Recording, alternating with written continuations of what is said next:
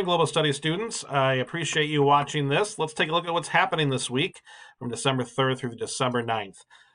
As you know from the discussions we had via Zoom this week, this is going to be very much dedicated to our physical map that we are working for our Create an Island portfolio.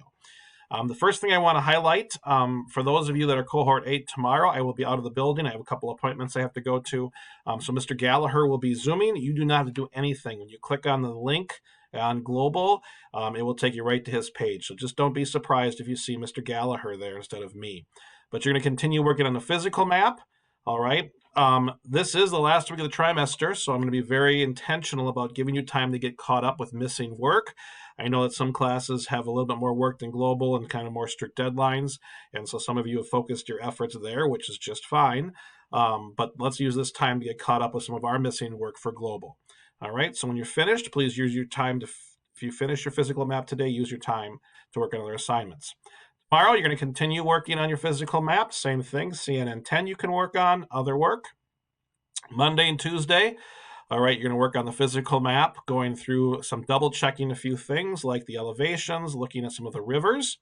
All right, if you've not reached out to your Global teacher, to me, for any late work on Try 1 that you want to get in, you can definitely do that. Please reach out to me and we can make a plan so you can be successful for trimester number 1. Tuesday, your map. Have a friend peer revise your map to look for some of the things that we're going to be analyzing with it. And finally, on Wednesday, you're going to upload your map to the Google slide presentation that says Create an Island Portfolio. You will not submit it. You're just going to upload it because I'm going to progress check it. And if it's done, you're going to get points. If it's not done, you will not get points. It's the progress check, the whole idea behind a progress check is to make sure that you are staying on progress with this. I don't grade it, but I just look it over to make sure that it's submitted so you're on track with your work. As always, email with any questions and have a wonderful week.